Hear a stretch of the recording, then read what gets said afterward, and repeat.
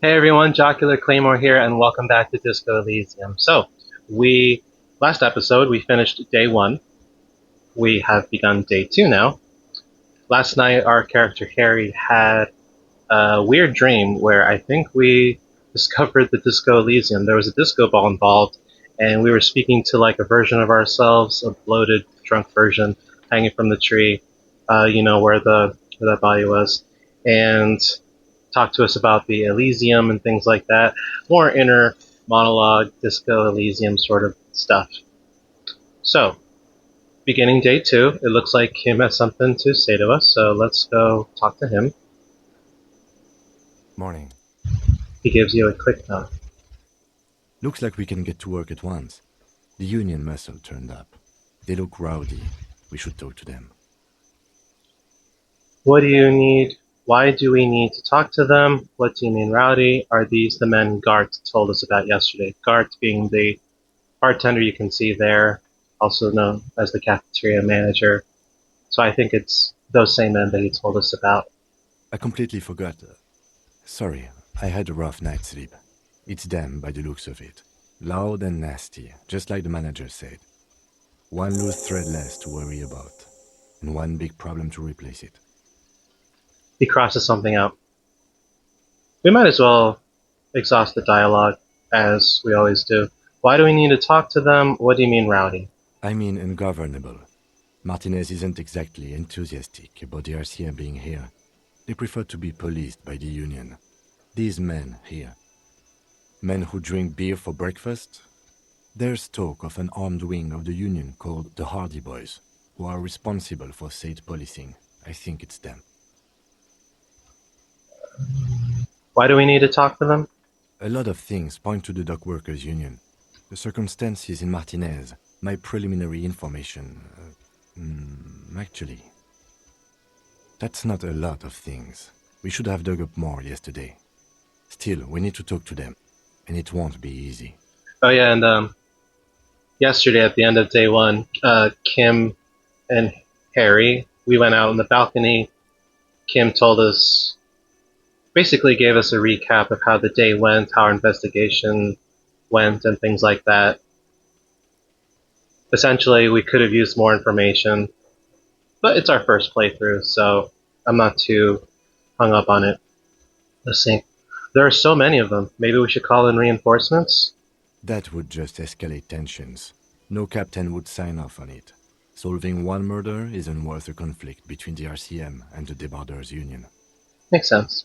In fact, even the death of two detectives might not warrant an all-out war. So let's keep a cool head, okay? Alright, so it looks like we have nothing else to do but excuse me. Let's roll. Drinking soda water, so you know. One more thing before we do. We don't have to talk to them immediately. We can walk right past them, continue with our business. Hmm. Yeah, streetwise. Zoom right past. Do it on your own terms. Okay, so I think the game is telling us not to talk to them immediately. But aren't you curious to know what they have to say about the murder? I am curious. They're in no hurry to leave. They think they own the place. Anyway, I leave that choice to you. Whatever you decide is fine by me. So we have a choice to do. Okay, these are completed tasks. No, that's map stuff. These are completed tasks. Okay. Oh yeah, the smoker in the balcony. So I think last episode we tried returning to that apartment at 2100, but I forgot that we weren't supposed to do it on day one. We were supposed to wait until day two, which is today. So I don't know if we'll be able to get to that in this episode, but we'll see. Okay, what else? We sold some hubcaps that Kim gave us to pay for rent last night. So we gave that to Gart. But today we need 20 real. Basically, we need to pay 20 real for every night that we stay now. And we have 1174. Okay. What do we want to do?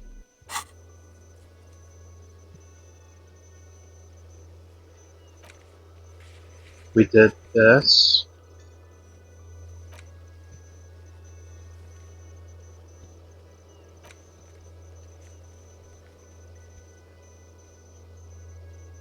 I don't remember who Kuno is.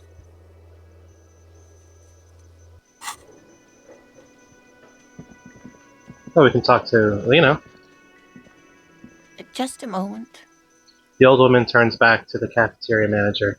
She's agitated, judging from the way she keeps pulling at the frayed edge of her blanket. And there's no public phones nearby? The closest phone booth is down the coast. Sorry for the inconvenience, ma'am. The cafeteria manager appears genuinely apologetic. It's fine, I understand. Thank you anyway. She I'm glad to turns. see you again, dear. Oh, no, no. Now she's talking to us. Yeah, we kind of flirted last night. Good day, ma'am. Everything all right? Please don't trouble yourself about me, sweetie. I was just hoping to make a call, but the Whirling's phone line isn't working. The union office probably has a phone, but I can't really get there. Or to the phone booth down the coast. And Gary's phone is dead too. Wait, what's wrong with the phone line? The manager was vague about it. Why would he be vague about phone problems? This is something to look into later. Ask God, maybe. Why did you need to use the phone anyway? To let the young woman who's house-sitting for us know that we may be delayed. Morel, my husband, and our friend Gary were supposed to get back by Monday night, but they're still missing, and I haven't heard from them. I was also hoping she'd heard from Morel. A little missing persons puzzle might just be the thing to take your mind off the hangover. Okay, looks like we have a new task that we can jump into. Okay, I'll bite. Has your husband gone missing before? That's just it. This isn't like him at all. He always plans his expeditions so carefully. But you have more important things to worry about. She glances out the window toward the bay. No, we can help you. More important than a missing expedition? I don't know. Expeditions often lead to something interesting. What is this expedition your husband was on? Just some field work, sweetie. Morel is a highly trained scientist. He and his assistant Gary are studying an extremely rare species of insect. But they should have returned by now. They were just going down the coast across the water lock to set a few traps. He said they'd be back on Monday. What could be keeping them? Wait, who's this Gary person? Do you trust him? Oh, sweetie, it's nothing like that. Gary's as loyal as they come. I trust him with my husband's life any day. Okay, so yeah, she mentioned traps. You mentioned traps. Could there be some problem with them? I doubt it, sweetie. The traps aren't big enough for humans to get caught in them. They're for the insect. Anyway. Do it. Find him. This will surely lead to a mystery with that extremely rare insect. Yes, please. Some science fiction is exactly what's needed right now. Spice up that vanilla murder investigation. This sounds like police business. I'll help you find your husband. Are you sure we have time to go chasing after bug hunters just now? I did suggest we play it cool, but... Let's see. It's just a little side thing. We'll do it down the line. I've already given my word. I'm honor bound to uphold it. I've got a premonition that this missing scientist is connected to our main case. I think it would be good to take a break from the hangman for a little while. It's just police work. I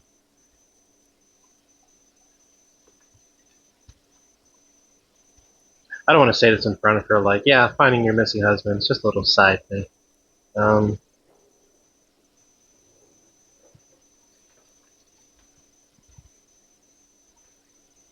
mean, might be connected. And then also with Gart, being vague about the phone thing. Let's see. I sincerely doubt it. Still, I suppose it won't hurt to keep an eye out. Oh, thank you, officers. Truly, I'll be right here if you come across any sign of Morel. The water lock on the canal is broken, so your husband is probably just stuck on the other side of the coast. Oh my. What happened to the water lock? I really don't know. Well, whatever the cause, I'm thankful. To both of you. You've spared me another sleepless night. Wait, so is that it? I mean, I know we did some exploration before, but You're welcome, ma'am. I hate to ask, but if your investigation takes you to the other side of the coast, please do keep an eye out for my husband. The quest for knowledge is never over. And if you see him, let him know Lena is waiting for him here at the Whirling. He gets so tangled up in his work that he may not know the water lock's been repaired, and it's cold out there. if I see him, I'll let him know you're here, when or if I get there. Oh, you're such a dear. Thank you, sweetie. So your husband's some kind of scientist? I mean, we know he's a cryptozoologist, but let's see. Oh, yes. A zoologist. A cryptozoologist, to be more precise. What is cryptozoology? It's a pseudoscience that attempts to legitimize research into mythological beasts and urban legends.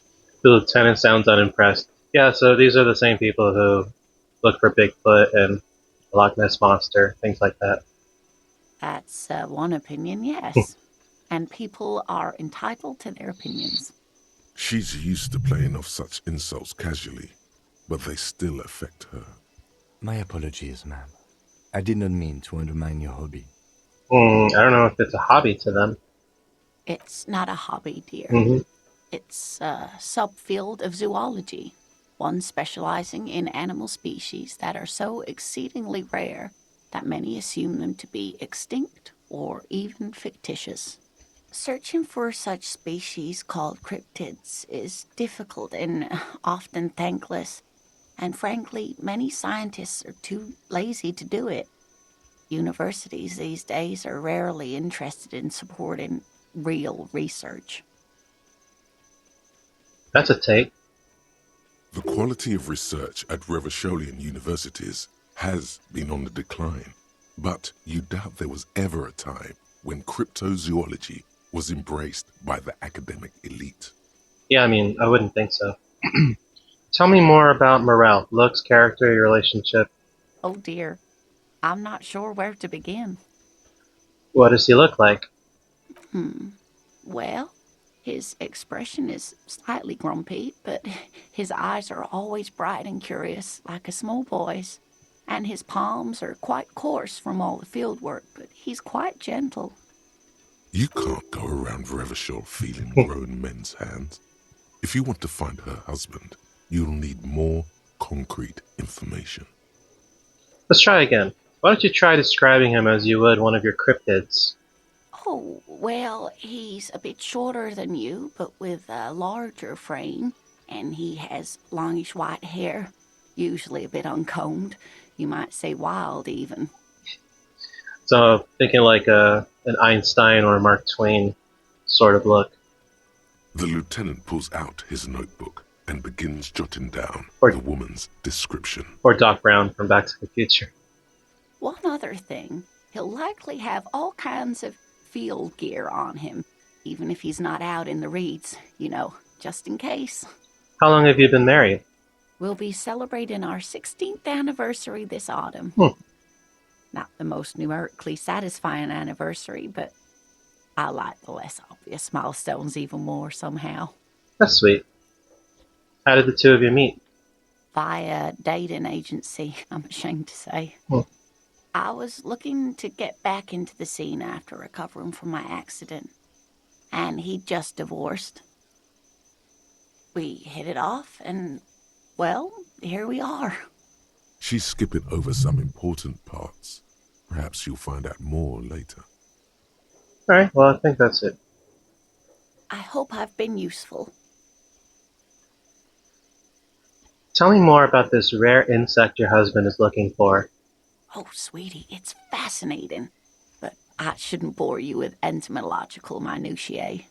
Entomology, that's the word I was trying to think of. That's the study of insects. The lieutenant gives you a sideways glance.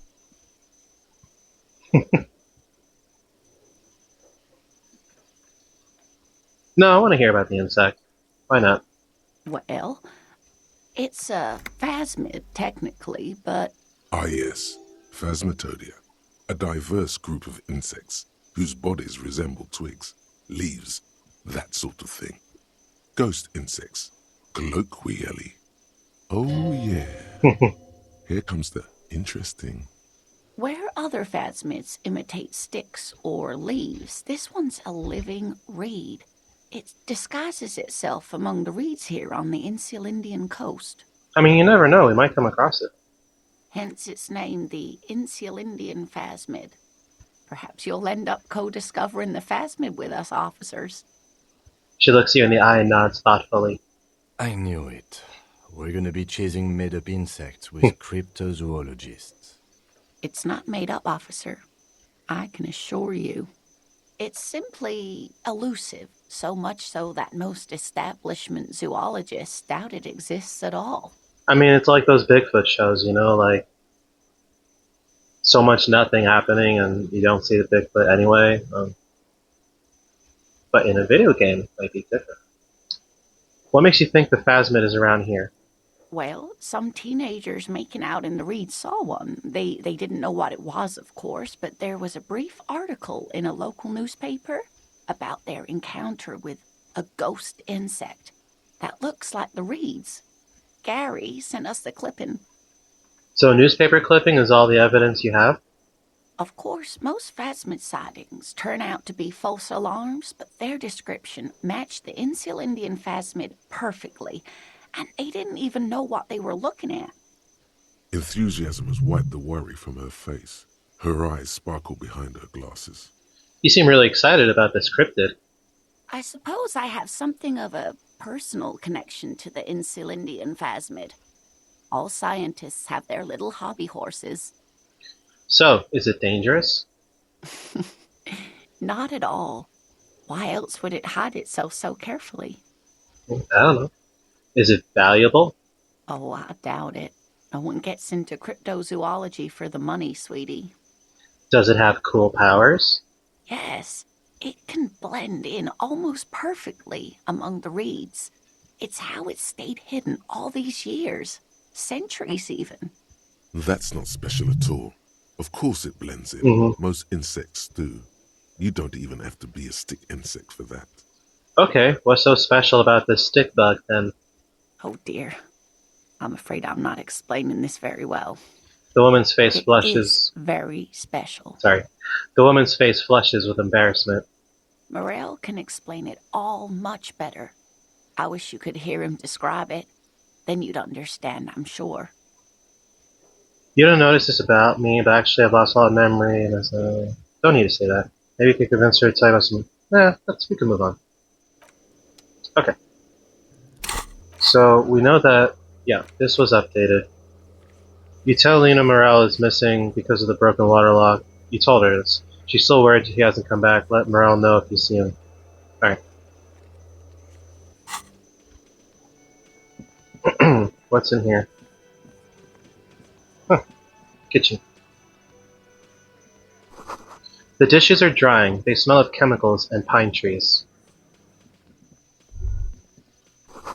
The tomatoes are so thinly sliced you can see through them. I have a hard time cutting tomatoes that thin. An aroma of spices, alcohol, and tomato hangs in the air. A thin man is smoking below an exhaust hood, occasionally sipping from his mug. This must be the Whirling's cook. You shouldn't be smoking on the job there, champ. As you step in, he nods toward the table and says something in a completely foreign language. The only words you can make out are Garancy and Kubek. Okay, it's definitely not his name. Whatever you do, please don't call him Garancy Kubek. Please, it's not funny. I kind of want to now. Mr. Kubek, I'm here on official police business. Hello, sir. Got time for a few questions? The man puts his cup down and replies something, his left hand drawing arcs in the air. You got some impressive huts there. He smiles and bangs his ladle against each of his pots in turn. Okay, so he understands us. It's almost like music, especially with the sounds of assorted dishes boiling and simmering on the stove.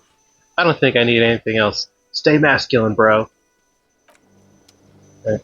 Anything else? You see a heavy steel door with a prominent dimple lock. It's painted blue. You immediately feel drawn to the color. Blue is for mystery. I wonder where this door leads. You do? It's a door in the back of the kitchen. Why do you care where it leads? The winch. Outside. In the backyard. Remember? No? Your fingers do. There is a winch outside on the roof, like that of a small elevator. Well, if there was a winch, I suppose we could look into it. As a side investigation. It's hardly a side investigation. You already have a name for it. Yes, a mini side investigation. No, the door is a mega investigation. I'm calling it behind the blue door. The door in the main investigation will merge into a stereo investigation. It's hardly worth a title. Anyway, Gart is the person to ask about this. The cafeteria manager. Try to push on the door. The door does not budge. Touch it. The cobalt blue surface feels rough to touch. The stainless steel door is flush with its frame on every side. Old cobalt paint, rough on the fingers. 40, 50 years since this was painted, maybe. It leads to a side building, adjacent to this one. The old building next to this, half ruined. Whatever is behind it must be older. Okay. Let's talk to Gart about it. Can I help you? Well, we can't paint tonight, but Got the 20 real? not yet. Then why are you wasting my time and yours? Serious attitude, bro. Let's go into the mess hall. Can't talk. Wait, yeah. Let's talk to you. Are you the gardener? Let me handle this. Yeah, it's the gardener. The woman says to you, "Let me handle this," the woman says to the crowd in the mess hall before turning to you. Detective disorientated. Are you still wondering where you are? This is Martinez, in case you've forgotten. I advise you not to overstay your welcome. Oh, Her entire character has shifted. This young woman is cold as ice. yeah, noticed. You're the gardener. You lied to me. You're not a gardener. I just wanted to know more about the place before I check it out. That's normal. You're the gardener. No, I am not a gardener. I'm a legal counselor for the Dock Workers Union. She crosses her arms. So let's get to it. You're looking for Titus Hardy? You think he has information that will help you? Maybe he does. She points to the man on her right. Let me speak one of them then. That's Titus. Talk to him. But know this. I'll be keeping an eye on you. No strong arming. Nothing official. The District of Martinez does not recognize your authority to make arrests. It doesn't matter if you recognize our authority. We will make an arrest if we have to. She says nothing. Her glare speaks for her. What's your role in all this? Like I already told you, I'm a legal counselor. Do you have hearing problems? What if I want to talk to you and not Titus? What you want is of no significance, officer. Don't test your authority. In Martinez, you are no one. What are you going to do to me? Not satisfied with the approach. What are we going to do to you? It's a cold laughter devoid of joy. The union isn't going to do anything to you. It is not a crime syndicate. It is a labor organization. Goddamn right it is. Alright, so he's got the orange cap. Trucker's cap. If anything, it is the RCM who do things to people. But we digress. Alright, let's move on. I should talk to Titus then. It's a bull. There's spit in it reeking of tobacco. This is where you say your bit. A broad-shouldered man points at you with a beer can. Interrogate the vigilantes. Detective, The lieutenant acknowledges you with a sharp note. He's leaving it to you. Don't say anything yet. First, we need to talk about your attitude. We need to talk about the man hanged out back. Don't say anything yet. Hey, dipshit. You hard of hearing or something? The boss man's talking to you. Do not let their squeals disturb your serenity. These are but simple peasants, sire. The chatter is too inane to reach your ears. Raise your chin and gaze into the distance like a prince. We need to talk about the man hanged out back. First, we need to talk about we need to talk about the man hanged out back. Oh, this is about him. A real looker, that one. You're sure taking your time, waiting for him to get ripe and pretty for you, huh? Oh, he was a real pretty boy by now. Real hot stuff. Letting out that pretty boy smell. Time to go to work in the shit factory! Easy, boys. These janitors have a hell of a job cut out for them. I mean, I wouldn't go in there for $1 million. He slaps his forehead. These guys are quite colorful. You might want to start asking your questions now. It's not going to get better than this. Scan the room. The man hanged in the backyard did you to it. I talked to Joyce, the merc you hanged. His friends are coming for you. I'm terrible at, like, interrogations and stuff like that. Scan the room. No. I's here. You got business with my boys. You got business with me. He understood what you were doing, taking inventory of them. Yeah! You fuck with the Hardy boys, you fuck with Titus Hardy!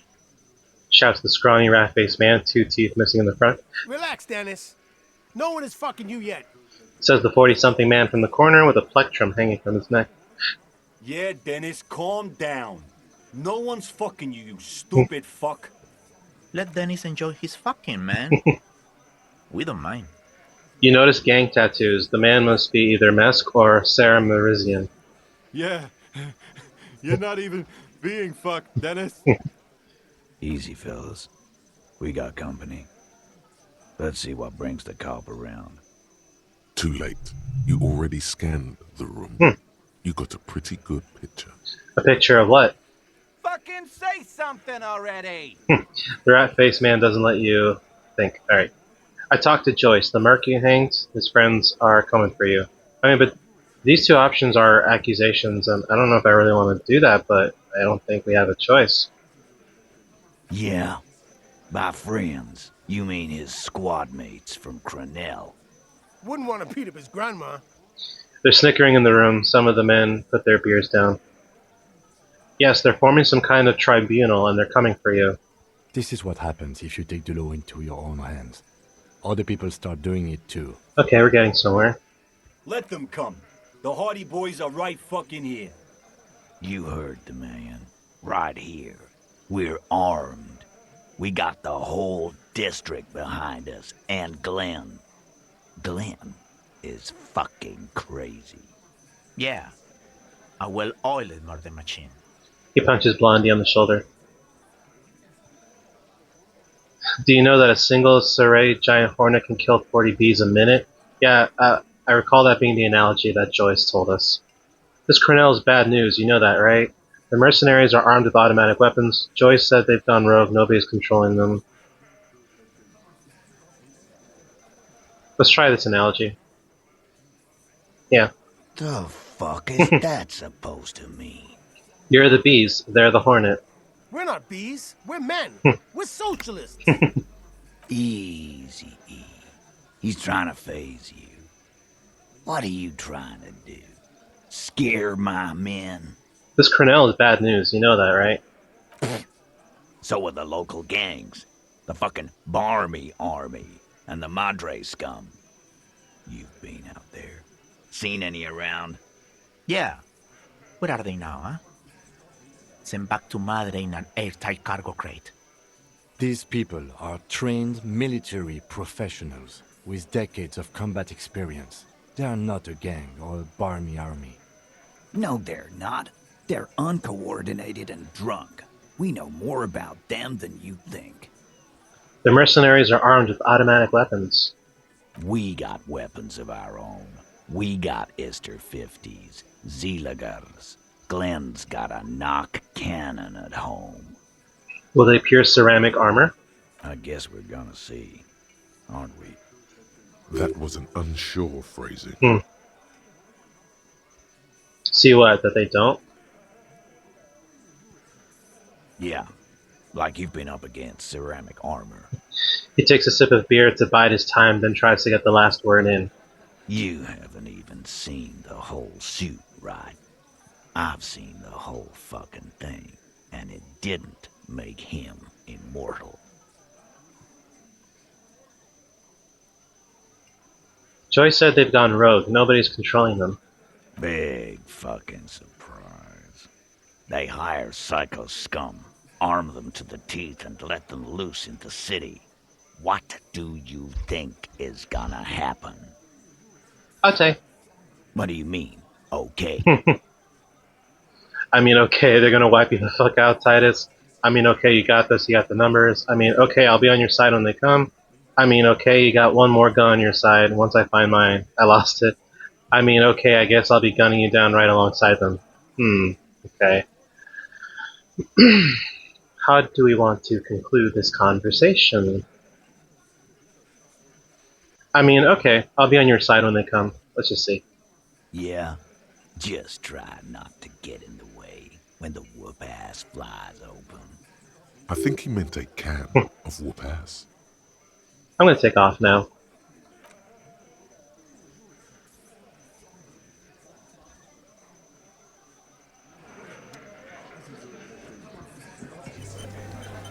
Thank you, autosave. Photos of men in overalls toting guns and Union placards.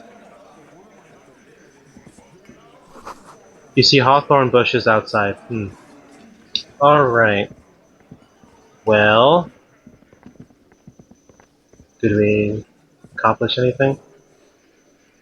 I've got nothing to say to you. Oh. Why are you wasting your time? Okay.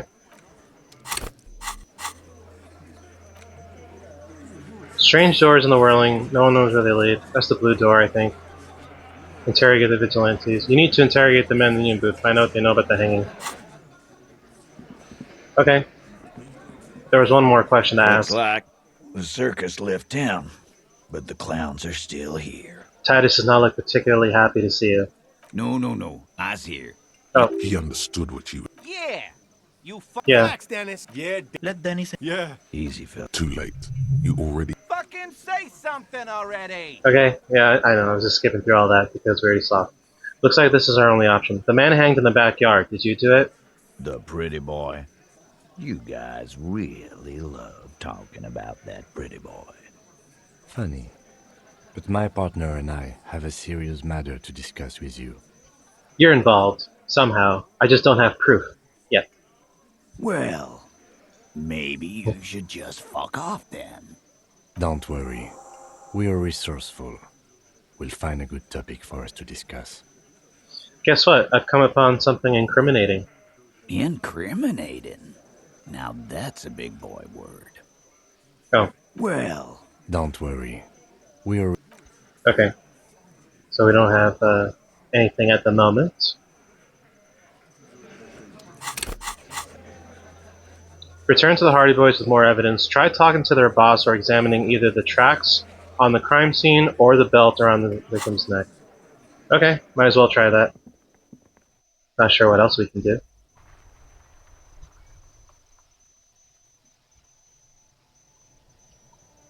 Oh, there's somebody on the roof.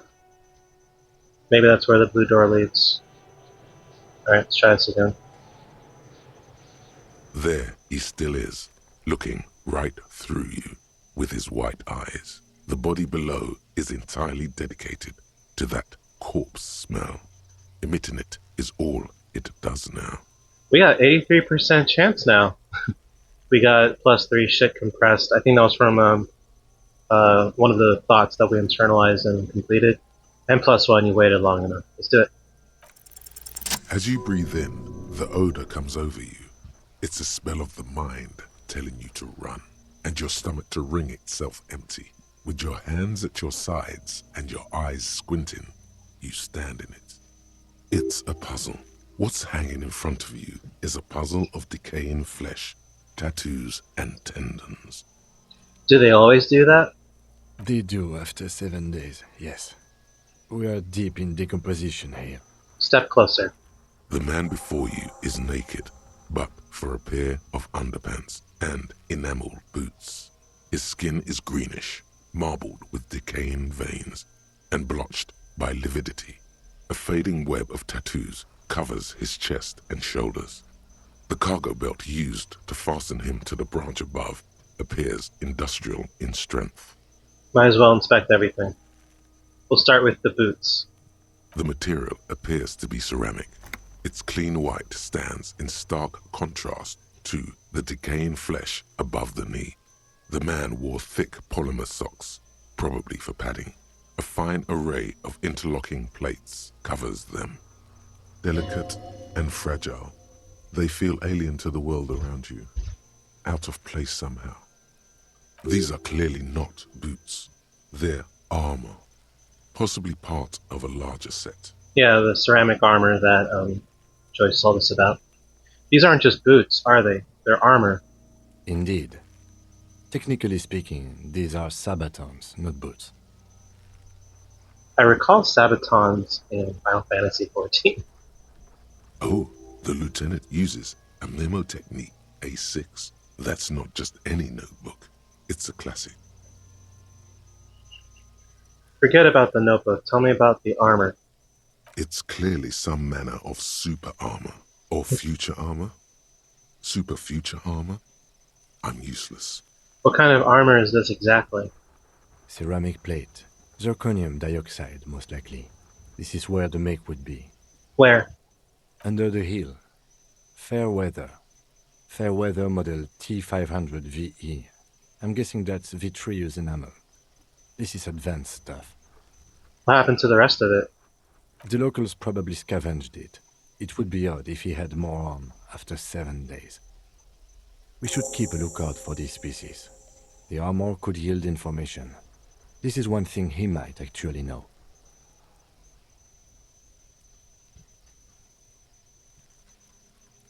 Oh, I remember. Kuno is, I guess, the lead kid. The kid throwing stuff at the body.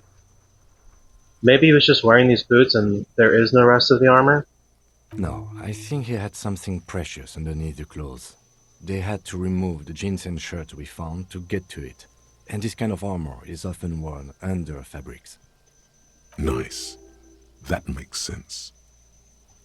What if they told him to strip before they hung him to demean him?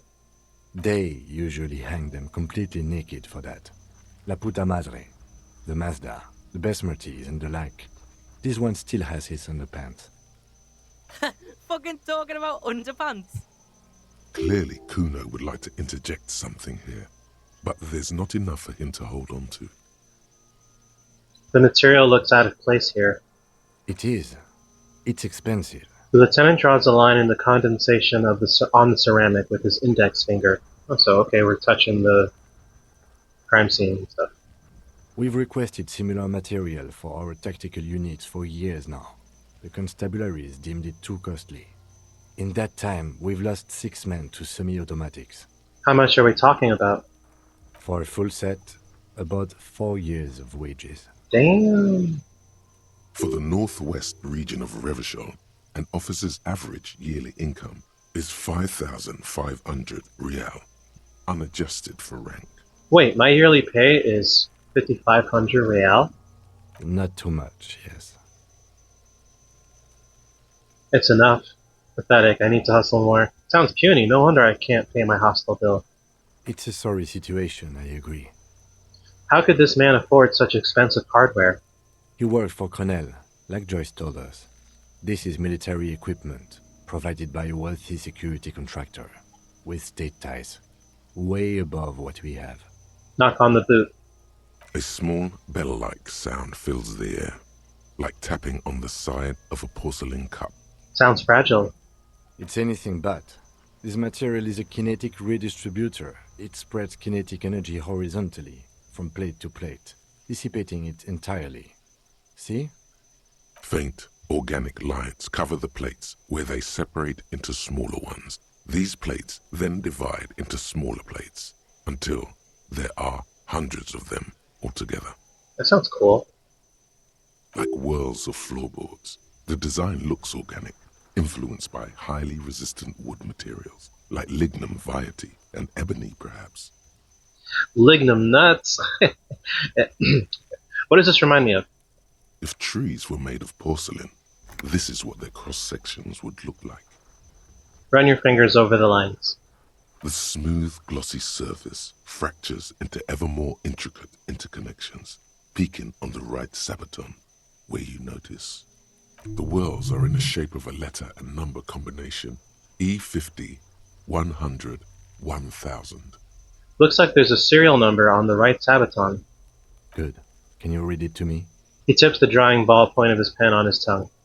X5415 6745 678222. Let's lie. No, why are we gonna lie about that? We have a make and a number. That's something. We can use the radio in my kinema when we're done. Either station can chase it for us. Alright. Pull the boot off? This feels dangerous. Are you sure?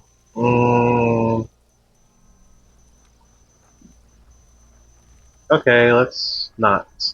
The sabatons dangle off the man's decaying form, ageless and synthetic. Okay, we'll back The off for cadaver now. slowly twists on the cargo belt, his torso covered in tattoos, and extremities blotched pink and blue. Next, we'll inspect the belt. The hangman's knot is pulled tight by the weight of the corpse below. Yellow, hard-edged polyester cuts into his neck. Above, a sliding buckle ties the belt to the branch. This is a steel-reinforced cargo lashing belt, big brother of the regular cargo belt. It's used for tying cargo under 6-rotor airships. Don't ask me how I know, but this is a lashing belt used for airlifting cargo.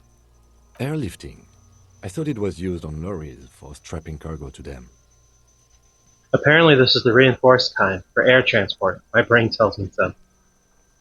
The local harbor uses 6 rotors to shuffle containers around. I get the sense they use whatever was on hand, without paying much attention to not incriminating themselves. We're assuming dock workers from the harbor did it? Yes.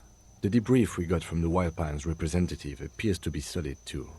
A lynching is what this looks like. Our internal RCM brief said the same. He looks at you. By the way, when you get a chance, perhaps you should ask me to share the RCM brief with you. I'm pretty sure you've forgotten it. Yeah, I probably have. They sure wanted him to stay up there. The rope is reinforced with steel wiring. I was afraid it would be. Thin steel wiring, parallel strands. This makes getting him down more problematic than I had assumed. How did they even get him up there?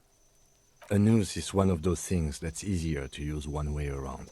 He points to the buckle tying the belt to the branch above. Did they climb up using the kid's ladder? That ladder can't carry a grown man. I didn't see any splintering either, did you? I think they lassoed the branch, then pulled on the belt to close the buckle. He makes a pulling motion. Could be. The shape of the branch supports the theory. Okay. The cadaver hangs from the cargo belt, limbs limp and torso covered in tattoos. Inspect the tattoos. An intricate web of blue lines stretches across the torso, from the right shoulder to the solar plexus. Each time they intersect, a small white star is formed in their crossing. Hundreds of fading asterisks riddle his skin. Their concentration is highest around his heart. His corpse is marked by stars. What will mine be marked by? Alcohol and heartbreak. Is this a map of the night sky? Is this a microelectronic system? Is this a national pattern? Okay, stars. Let's go with night sky. A map of the stars. I do see some similarity to astronomical charts. Great century Messinian, maybe. But this seems more particular. Customized somehow. As if someone left out most of the night sky, filtering it through personal choice. The principle of this filter remains unknown to you. The thought dissipates, and you feel as though you were only half right. I'm missing something here. So am I. A zipper caught me off guard. A sudden ringing fills the air as the lieutenant pulls down the zipper of his orange jacket. He wears a wide leather belt around his waist and a gun holster under his arm. He takes a thin piece of milled aluminium from his coat pocket and pulls it open. Sounds like a sword being unsheathed. A small lens appears. Some sort of camera. What's that? A Trigger Sunshine. Mini. Triggered is the world's leading manufacturer of intercommunication devices, primarily projectors. The camera before you looks familiar somehow. I wonder if he got it from the pawn shop. Shit, Kuno! What the fuck is that? An instant color camera. He produces two metal-capped ampoules and clicks them into place on the side of the apparatus. A thin slot shines there. I have only 2 ampoules, so nobody move. I don't want to waste one. He points the camera at the corpse, peering into it. The lens needs adjusting. Then a sound, a shrill flash, followed by the breaking of a small ampoule of glass. You see streams of color pour onto the thick, glossy piece of paper, rolling out. You know, I know this is a horrid, grisly scene here, but just artistically speaking, like, kind of beautiful in a sick way. In case we need it. The lieutenant says and shakes the paper, letting it dry in the cold wind. On it, a color-perfect copy of the dead man's tattoo chest. Cool machine. Yes, it is pretty cool, isn't it? There is only one ampoule left. Use it wisely. Okay, so we can take one more picture with it, whatever that may be. What do we need this photo for? It contains insight to the victim's person. This was a man of physical violence. The story he wanted his body to tell was important to him. It is his letter, to us. Now, if we could find someone to decipher it. Can I have it? I should look at it later, without the corpse smell. Sure. Just don't lose it. He hands you the piece of rolled up photo paper. It's no larger than a pack of cigarettes. The glossy-eyed corpse looks by, his mouth mute and his skin as colorful as the chemical rainbow on the photo paper, teeming with opportunistic organisms. Look him in the eye. His eyes are milky white and blind to the world, protruding comically from their sockets. There is no one home, just subaquatic terrors there. These eyes used to be blue, baby blue. Dark brown hair grows on his head. His face is ready to explode from the organic processes inside. The death's head grin has passed. What remains is an unrecognizable mess. His eyes, they used to be blue. Good. The victim is of Occidental descent. Light brown hair, blue eyes. When he says Occidental, he means white. Originally from the Occidental subcontinent on Muindi. So we have a high chance for this. +1 for talking in the dream, +1 for his eyes are baby blue. Tell me, who are you, dead man? I'm gone. Where have you gone? Into the wild pale yonder. Where is that? In the past. Way out in the west. I can see you're gone, but who are you? I'm a joke. Look at me. There's nothing funny about you. There is nothing funny about jokes either. That doesn't make sense, but okay. Who were you when you were alive? A killer. A motherfucker. And a killer. I have another question for you. Go ahead, Cobo. What is happening? What do you mean? I'm talking to you. It's the power of your Black frothy liquid starts bubbling on his lips. imagination. Go ahead. Ask me more questions. You fucking love questions. Why do I love questions so much? Because you're a copperoonie. Look at all of them go. Do you want more questions? Give me a comical amount of questions. Coming right up. Copperoonie Rooney. This is getting upbeat now. Who killed you? Love did me in, Brother Copo. It was love all along. Why do I feel like I've forgotten something terrible? Because you have. Is my name Rooney? Fuck no. You're no Rooney. Rooney is obviously not who I am. Or I do strike myself as a Rooney. No, you don't. Between you and me, your name is probably Harry. Can you ask me a question? Sure, Lobo. I can ask you a question. Why are you doing this? What? Looking at my face, motionless. Looking into my eyes, standing here. Why are you investigating my murder? Maybe this will lead to something. Something indescribable, unforeseen, miraculous. The clown lips on the corpse appear to smile. The face rotates before you slowly. Something is on its way. Something hidden. It's coming. A miracle from the northwest, and it's almost here. You can feel it in the air, on your hands. The cold spring air smoothing them over. I hate you. You stink and you're boring. Do I remind you of someone? A child born with Muller's disease, harlequinism, grown up miraculously.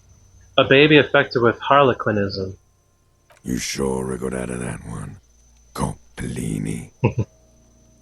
Alright, enough. Come back later, Corpo. Amuse yourself with my frank manners and my memento mori features. If possible, also, see me in your dreams. I didn't really see that in the text. Okay. Squint and take a step back. As you narrow your eyes, the monster before you blurs into a violent mess of green and pink. This is a trick. You've done it before. Pink is where the blood settled in the first hours post-mortem. You can use it to see if the corpse has been tampered with. Does his position at the time of death match the discoloration? Observe. Only the lower extremities are pink with a dash of blue. His fatted hands, thighs, and his neck, just above the noose. The rest of the corpse appears dark green in the cold spring air. His face and hands are pink. Thighs too. I see it. His neck too. The lividity goes right up his chin. We have good, well-pronounced discoloration here. Relax your eyes. The monster comes back into focus, an explosion of color, coursing with dark marbled veins. His stomach appears pregnant with something. Black liquid streams down his thigh and onto his boot. So, what do you think? I think he's dead, obviously. I think he was up right after death. His hands, feet, and neck are discolored. Cover your nose so it's coming out of him. He's beaten up, see the bruises. His stomach appears pregnant, black liquid streams down his thigh. Something is coming out of him. A pool of blood and feces has eaten into the frozen mud below the man's feet. Purge liquid is dripping into it, drop by drop. The victim appears to have contained no more than half a kilogram of digestion at the time of death. The fuck he's saying? Talking about shit. Okay, little kid.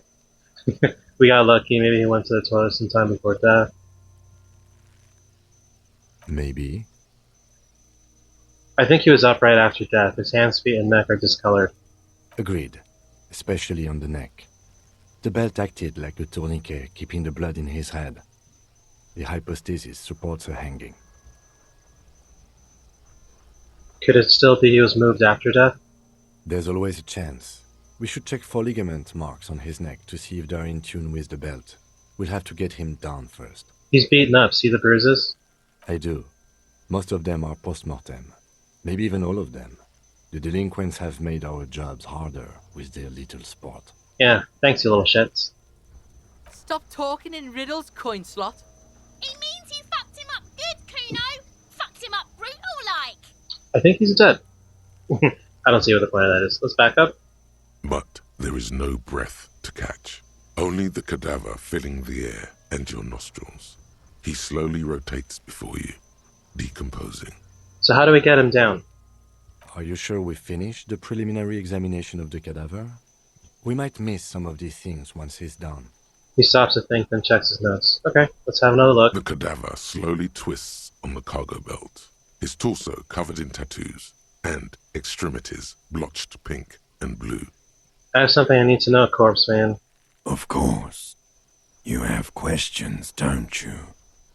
The power of your imagination is at your service. We asked all this. Come back later, Corpo. Amuse yourself.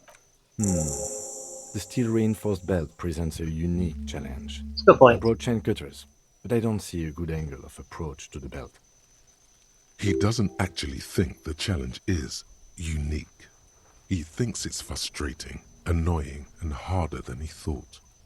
The cadaver is a good 1.2 meters up. Neither one of us can reach the belt without assistance. And even if we do, there's the question of cutting the airship strength material. An acrobatic maneuver would solve this situation. Nothing can go wrong with a good maneuver. Yeah, and I don't think we have acrobatic maneuvers. We don't have high skills with that, basically. Can't someone else do it? Someone else? You mean like the police? Yes, exactly. Call the police. You have a point there. I mean, someone who's below detective. Someone like a paid garbage man? Or a cleaning crew? I have bad news for you. That is a detective. I see. I know it's hard, but I assure you, the others won't come to help us. And we have a growing sanitary concern here. We need to get him down, fast. We could bring your motor carriage over, cut the belt from the roof. I have thought of that, yes. But the tire tracks would compromise the scene. Any prints would become illegible. That's if we get it through the hole in the fence. Also, my MC has a sloped roof. It's a sports model. The roof is slippery. An all-around bad platform to stand on. Okay, how about... The lieutenant inspects the belt, his forehead lined with worry. We could saw the branch. Climb up there and saw the branch? It seems unclimbable, cause the ladder is treacherously rotten. But you could use your hands and feet to reach around the tree, then hang from the branch. Yeah, it seems dangerous. There has to be a less risky way, with less falling down of trees. Maybe we could shoot him down. Maybe we can ask for help from the harbor. I was really hoping we wouldn't. The Union appeared to be suspect in this case. It seems like a dangerous route to go down.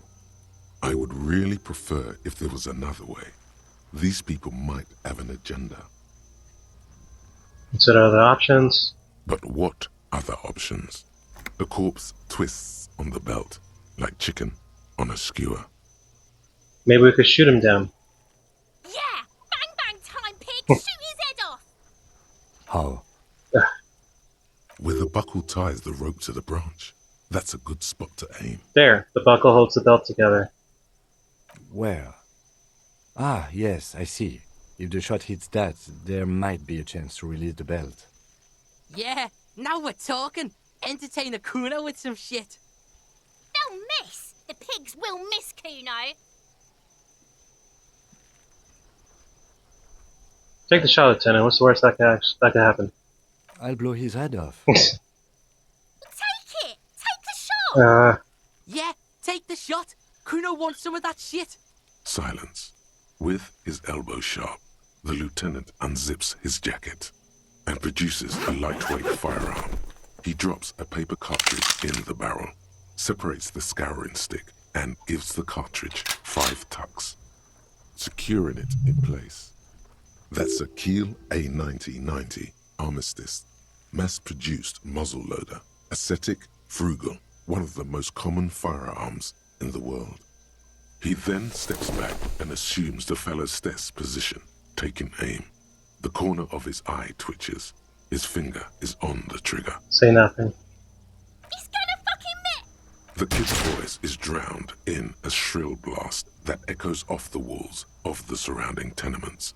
A cloud of smoke slowly parts in the air as the lieutenant steps back and says to himself, God damn it. A lot of things were wrong with that shot. The fellow's test was the wrong choice. His shoulders were raised, but above all, he cannot trust his eyesight. Fucking idiot! Mukabat asshole! Kuno could have hit it easy, but then Kuno's not fucking handicapped, is he? What now? I have to say, it's beginning to look unlikely we can get him down without assistance. You know, you don't feel like too bad of a shot yourself.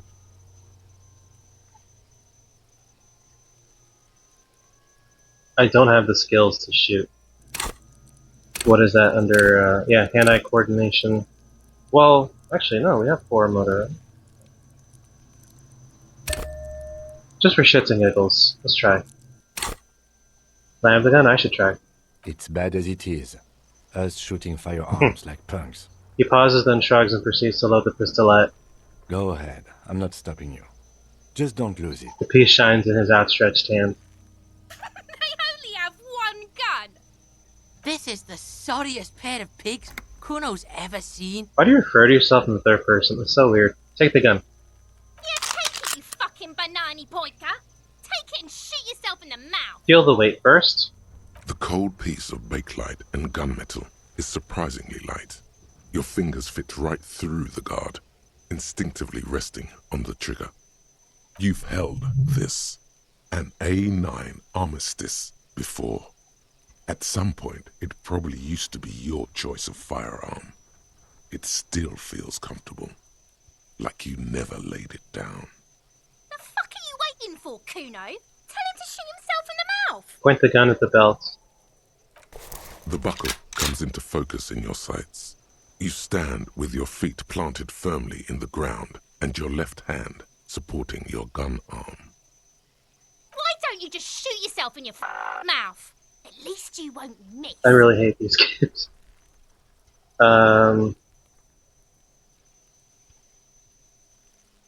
Close your left eye first. Your field of view narrows.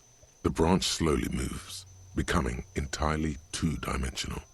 The metal buckle glimmers, catching the morning light as the corpse slowly rotates. Hopefully that increases our chance. The slow movement of the branch in the wind and your shoulders directing the gun sync up, dancing hypnotically. Look, he's crying! You gonna cry now, fucking faggoty? Yeah, okay, that. Alright, let's do it. Hey. Hey! The buckle explodes into tiny pieces, coming loose with a whir. We did it. With your hand numb from the recoil, you look at the body slump down. For a moment, the man appears to kneel in front of you, looking straight at you, helpless, trapped within itself. Who killed you? Communism. Interesting. It takes a millisecond for the association to flash within your cortex. You have no idea where it's coming from, only that it's right. Then the rigor in his muscles gives up, and he smashes sideways into the spring mud, letting out a horrid stench. Task complete. Gained 70 experience and leveled up. You've been policed. RCM, baby, RCM. How did I do that? Who's laughing now, you little shit?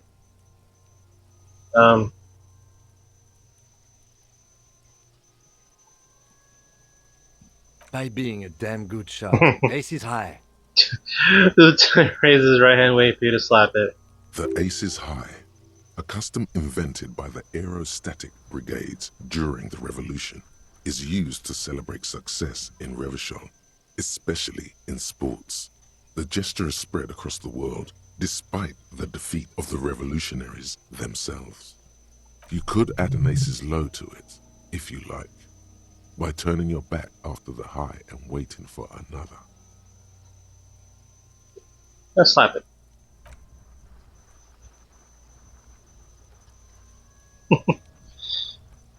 The lieutenant takes a little hop to perform the customary salutation. Your palm hurts from the slap. It's precise and down to the point. I knew these guys were Just gonna ignore you.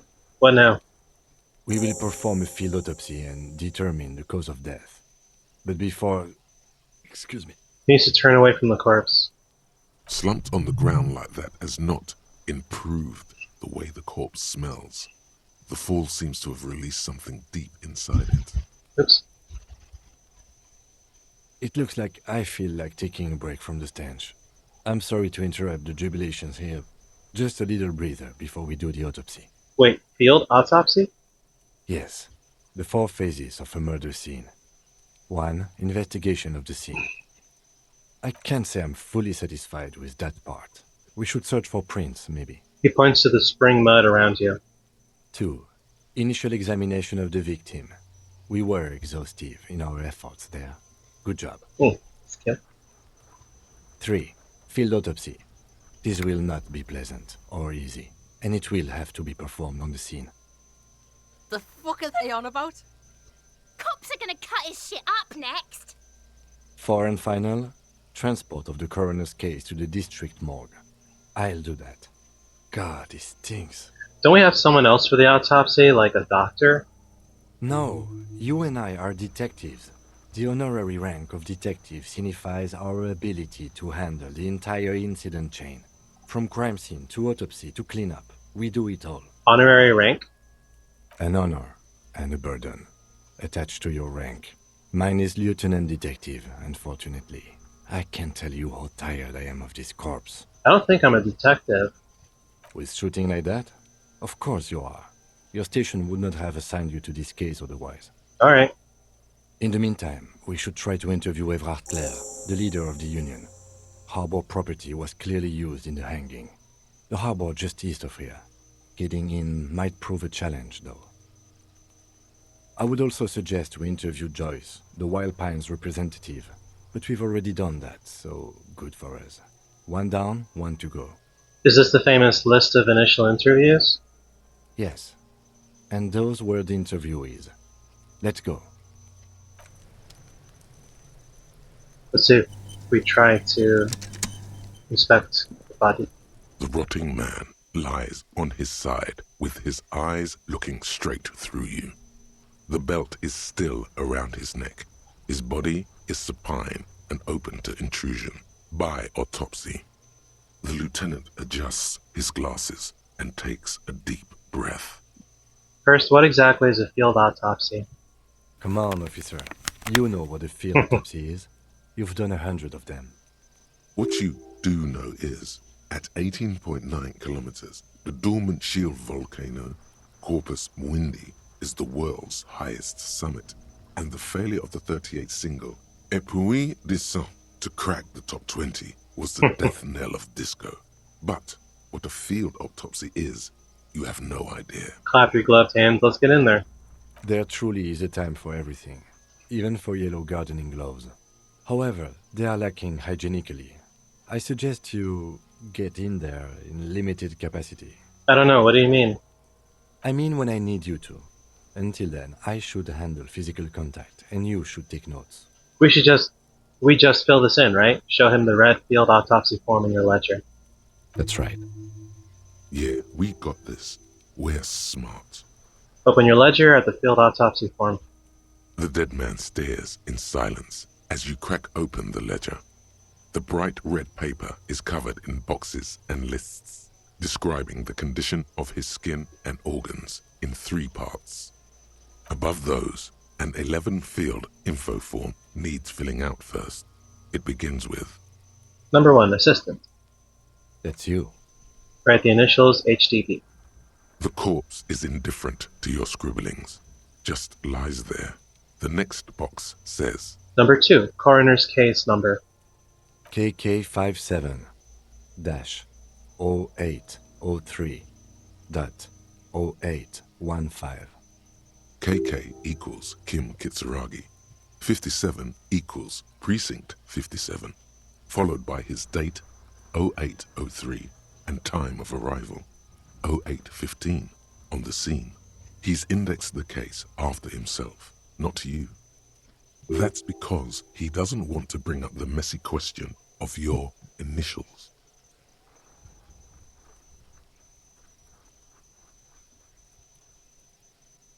Write it down. Next. Number 3, name. We've heard the nom de guerre. Lely. It's better than nothing. Write it down. Right, Lely. What's next? Date of birth? Yep, date of birth. NA. Age? Roughly 50. Try 40. The damage is so extensive, it's better to err on the young side. 50. The corpse looks ageless, like meat on a hook. Race? Mondial. Subgroup Occidental, as per your observation. Write it down. The pudgy mess looks neither mondial nor occidental. It doesn't even look human. The next line says, as you read it, you think, that leaves out dark-haired Mesk, Sal, Sarah Mauritian, Kedratic. Lighter-skinned occidental means this man could be Vespertine, Oranese, Messinian. Those 3 are on the table. A solid guess, Mr. Racial Profiler. Also of note, your unconscious racial profiling machine ruled out Messinian before. Despite all the Copperoonies and Cobos, that leads Vespertine or Oranese. Continue. Sex? Yes, please. Fucky! Yeah. Male. Okay. Pigs can have sex? Right, fucky, right male, right pigs can have sex. Right male. Nor does he look male, with his pregnant belly and indistinguishable face. Date of death? We're still going with March 4th, 51. Okay. What else? 9. Body identified by is non-applicable. 10. Case number is the same as the coroner's case. KK 57 0503 0815 listens motionless, with the cargo belt still around his neck. Only one box remains. Evidence of treatment? None. At least not after the initial examination. What exactly is treatment, anyway? Interfering with the body's position or wounds post-mortem. Agreed, no treatment. Well, but the kids have been throwing rocks at it, right? I'm not so sure. A silent nod. The lieutenant places his gloved hand on the corpse's chest, as if in preparation. Your central nervous system recognizes this gesture. It's the stations of the breath. Ecclesiastic, religious in nature, a holdout from pre-DeLorean burial rites. It takes him 2 seconds to perform. Then, we should start the post-mortem. Turn the page. The corpse cannot feel Kim's hand on his chest. It no longer meaningfully interacts with its surroundings.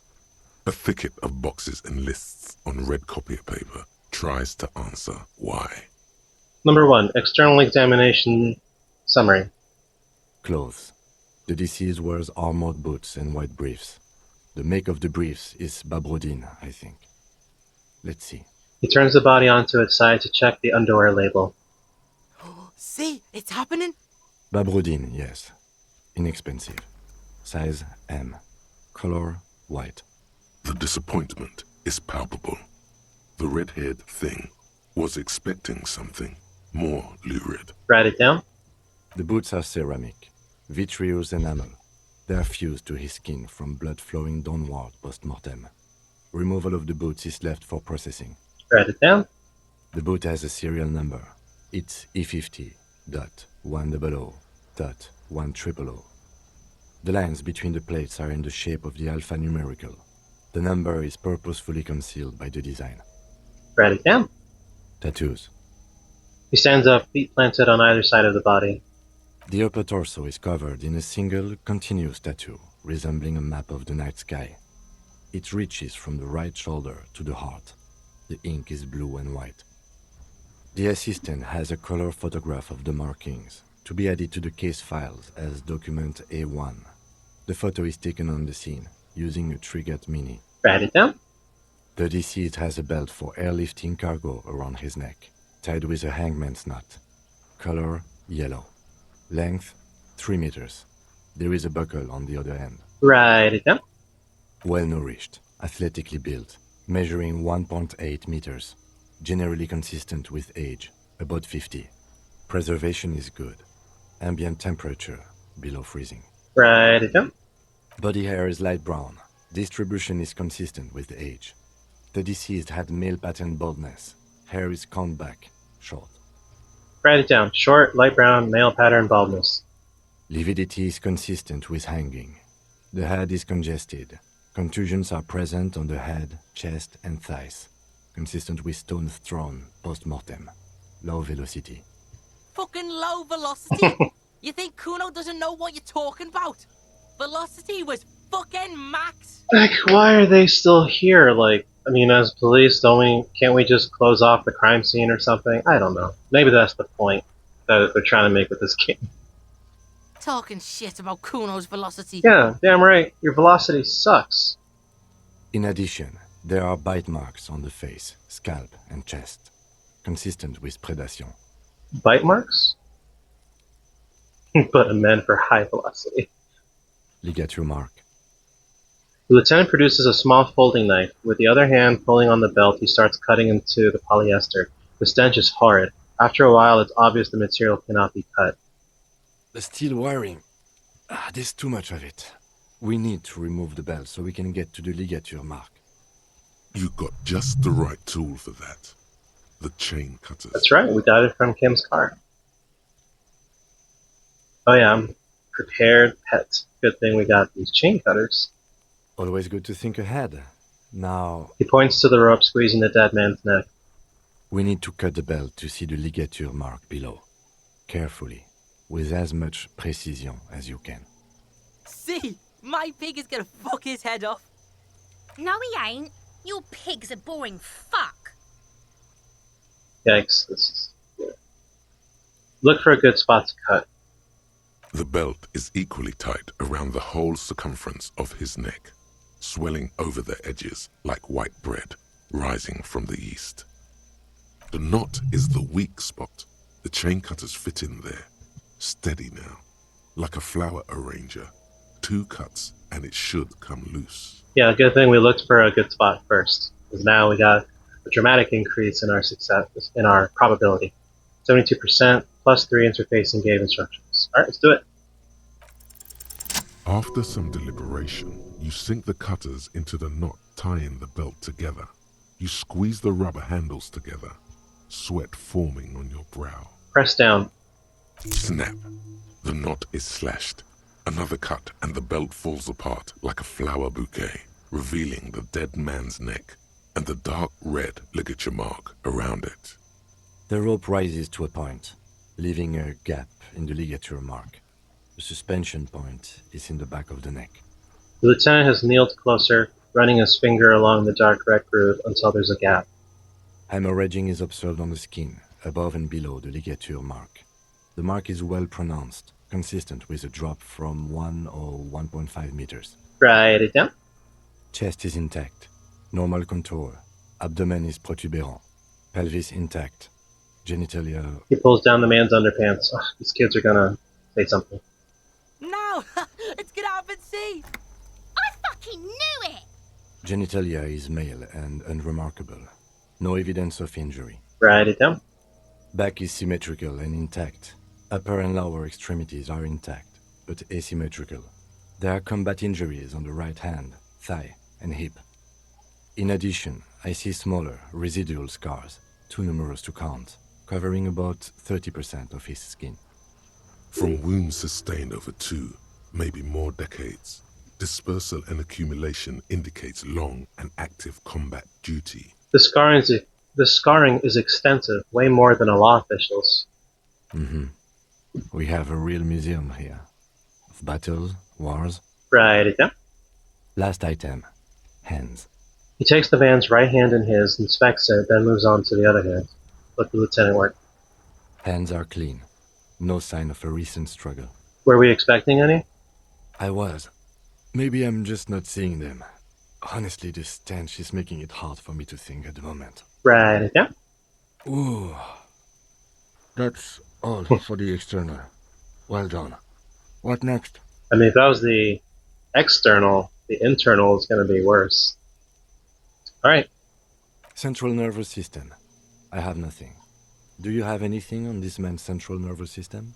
Bro, I'm an expert on central nervous systems. Of course, there is a moral to be drawn from it. A moral to this story. If I may add the moral of this story? What would that be? The dead man looks, too, with barely contained excitement to hear the moral of his story. The brain is very vulnerable to compromises in its blood supply. I think that may well be the moral of every story, officer. Alright, N.A. Good. Musculoskeletal. Purge fluid is coming from the mouth. Not injury-related. Eyes and tongue protuberant. Hyoid bone. Let's see.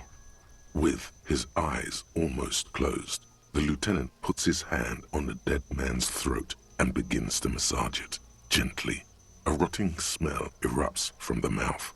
Purge fluid runs down his lips, black and viscous. Ew. You hear cracks as the lieutenant moves his sharp fingers inside the flesh, like the creaking of an old house at night. Yeah, jack that fucker off! The hyoid bone is fractured. The rest of the musculoskeletal system is intact. Unremarkable. Right, yeah. Respiratory system. Back hunched as if in prayer, he begins to pry open the dead man's jaws. He stops to exert more force. Both hands are used. Oral cavity shows no lesions. The victim has received dental implants, possibly after a combat wound. Mouth swollen. Hemorrhaging present in mucosa of the lips and mouth. Look inside the dead man's mouth. No scream. No sigh of relief rises from the darkness inside. It's humid there. Sickly sweet air, unlike anything living. You feel like you're about to throw up again, straight in that mouth of his. I'm just gonna write it down. Hepatobiliary. NA. Why? Don't we have anything? Are you a hepatobiliary expert? He looks at the corpse's stomach with a mixture of tiredness and disgust.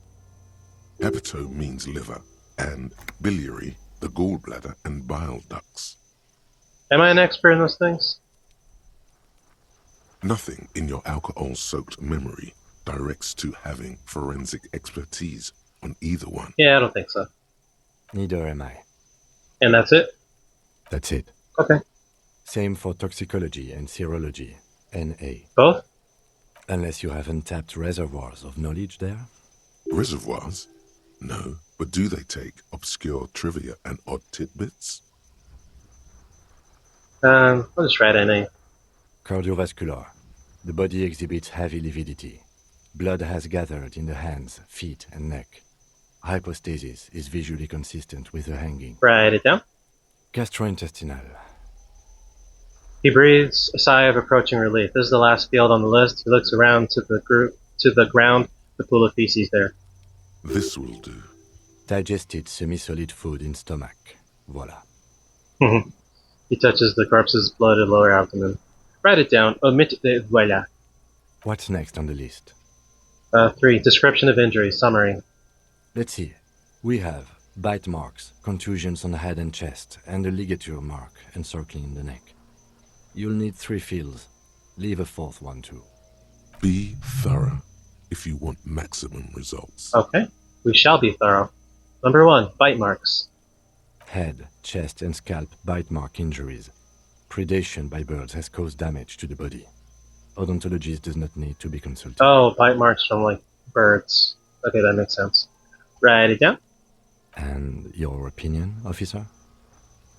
Beneath the description, there are 2 boxes waiting to be ticked. Opinion, fatal injury, B, non-fatal, post-mortem.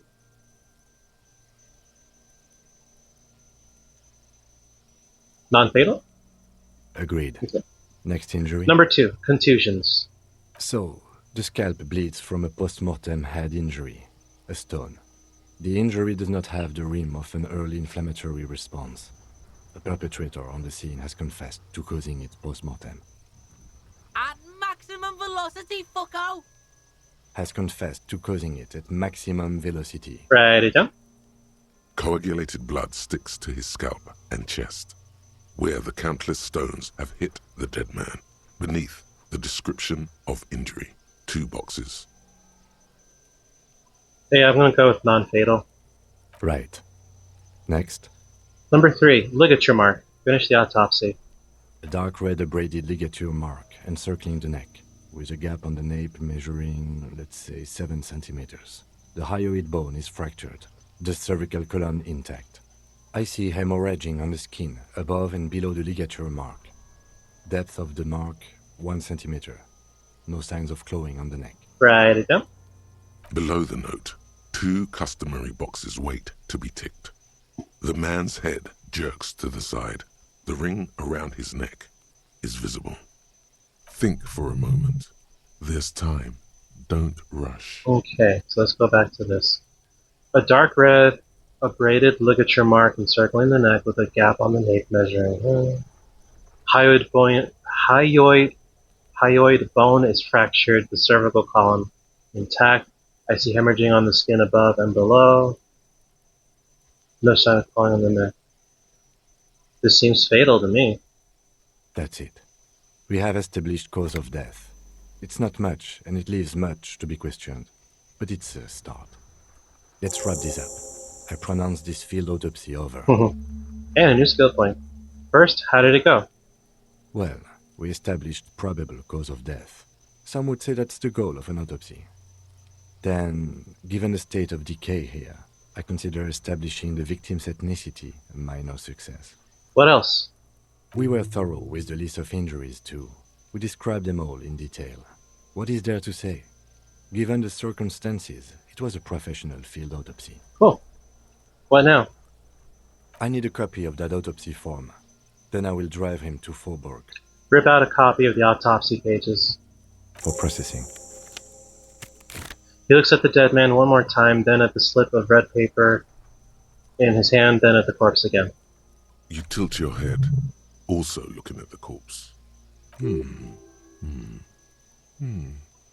sure we didn't get everything. There's always something.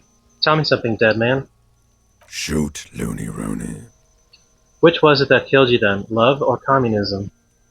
Huh? You said love killed you, but when you fell down you said it was communism. You're misquoting me, Rooney. I said communism killed me. Love did me in. Interesting. You really need to learn the difference, buddy. This is embarrassing. Alright,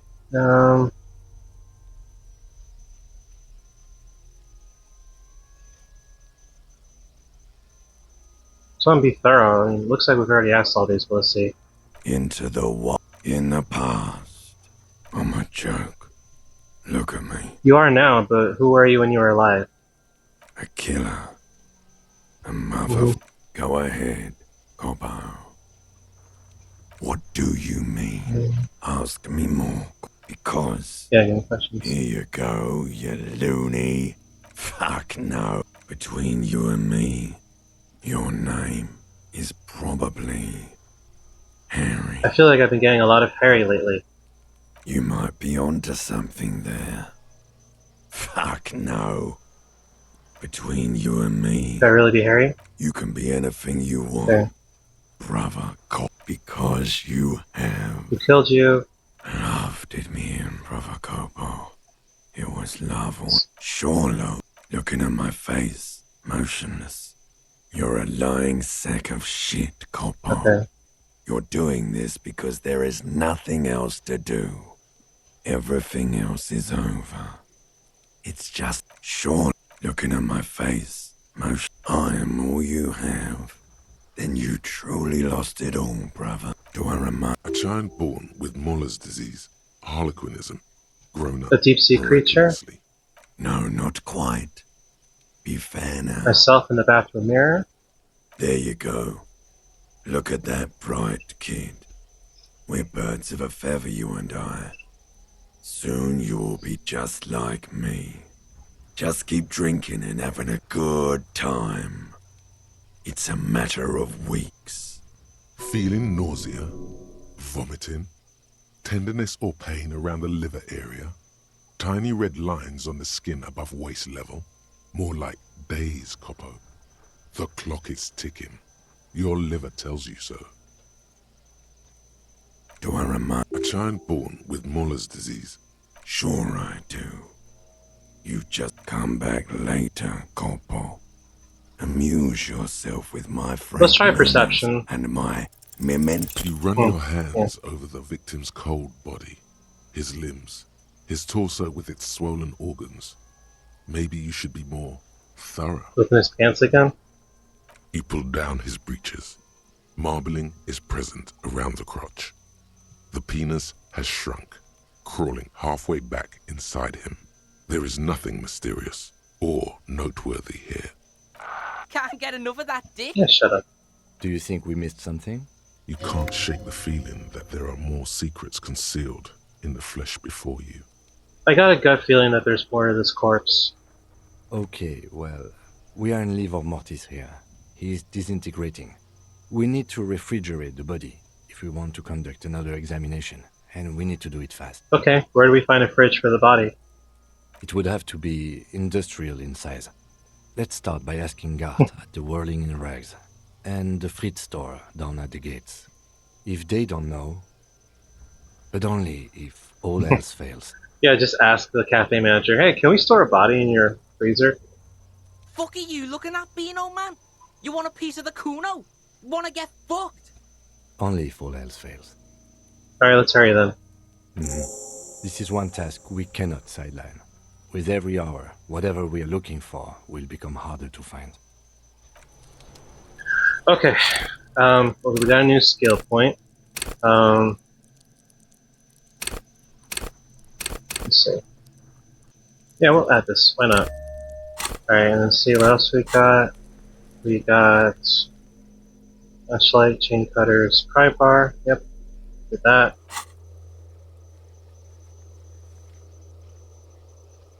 So I'm thinking for next episode, okay, we need to ask Kuno what he knows. And some thoughts here. Okay, so this is a perfect place to wrap things up. We made a lot of progress in this one. Inspecting the body, field autopsy. What else is there? There's just so much more to do, and I want to keep going, but this is a perfect place to stop. So thank you everybody so much for watching. If you liked this video, if you enjoyed what you saw, please leave a like and subscribe to the channel. It would really help me out, and I can provide you with more of these Let's Plays. Remember to save your progress, and I will see you in the next video.